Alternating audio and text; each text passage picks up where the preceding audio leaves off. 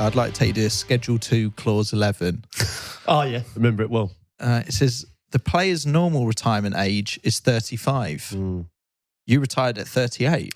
I did, yeah. I think this specific contract is probably my last contract at Stoke. I signed for 2 years, but I signed a day before my 36th birthday. And so I was 35 at the time. And I remember speaking to the chief exec and saying, yes, you'll be 37 when you retire. That's a good, it's a good going. Or 37 when you come to the end of this contract. That's fantastic. And I was like, yeah, signed it all. And then the lady, the secretary came in and said, oh, great news. You signed another year, like a couple of years. Really pleased for you. And happy birthday for tomorrow. I just made sure it was all signed up.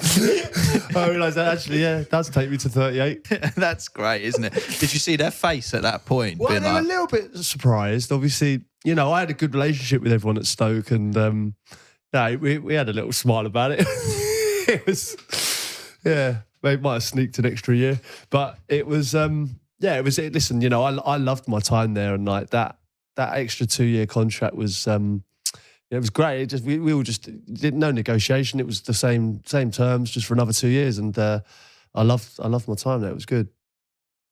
Did you try and get? Feel free to stop me at any of these points. Why did you decide to not negotiate for more money at that point? Then do you just? No, was it you and Tony having a conversation, or what? Yeah, it was so easy. I mean, Tony Scholes was the chief exec. Obviously, I think Mark Hughes was the manager at that time. I'd played quite a lot of games, but at the start of the season, listen, I'm 36 years old, so they're trying to replace me, but they kept bringing in players, and it just, it wasn't working. I just ended up continued to play, so I was well worth it. I think everyone could see how fit I was. I was more than fit enough to continue to play in the Premier League. I could have played every single game if asked of me. It was a no-brainer, really. And I think I was contributing, and I felt that I didn't deserve less, but I didn't deserve more, and I thought I was comfortable with that. It's interesting with this retirement clause, isn't it? Because I don't understand why it's in here. Is it basically saying we're acknowledging that you're an OAP in terms of football? Yeah, I think they're just acknowledging it's the fact an elderly horse. You've gone now.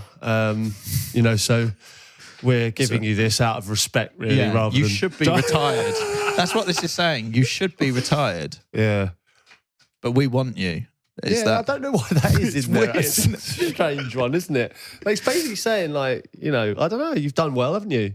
It is. It's just I'm sure there must be lawyers listening to this that will be able to explain why this is in Crouchy's contract. But I think the player's normal retirement age that's a strange, because 10 years ago it would have been 30, 32, and now it's older. We see players going into their late 30s, looking after themselves more. I felt like, even when I retired at 30, 38, 39, 38 I think I retired.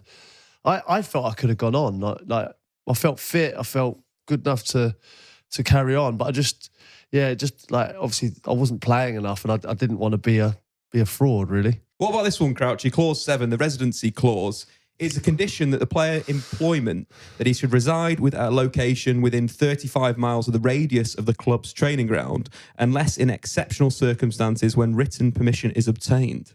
Right. Yeah, this is one of those sort of, I know it's written, but it's unwritten, if you know what I mean. Like, it's a 35-mile radius. But you lived in Surrey. That's a long 35 miles. Towards the end. But it was quite different circumstances. Sometimes if you've got a family and you don't want to uproot the kids. Listen, I remember when I was at Tottenham, they went, right, you're at Stoke now. And I went I had no clue that I was going to go on that day. I went in as a Tottenham player and came home. Oh, I didn't come home. I went in and then went to Stoke. And Ab was like, are you coming home? I was like, we don't live there anymore. Home's in Stoke now, Abby. Yeah, we're up there now. And she was like, oh, that's quite happy here. But we'd only had the one baby, and but if you imagine I did that, we got 4 kids now. They're all in school, and I go, right, we live up there now. Mate, it's a bit more. So there are circumstances where you might live just outside there, but they recommend you live close to the training ground, and that is, I totally get it. You should live near the training ground. If I was a 21-year-old player, young player, I would, you got to do things right. I mean, I was 36, 37 then when I was living, away from the ground. But yeah, you wouldn't do that if you were starting your career. I think what you've done there with abs is potentially the solution to, where you have a big night out and you end up somewhere new.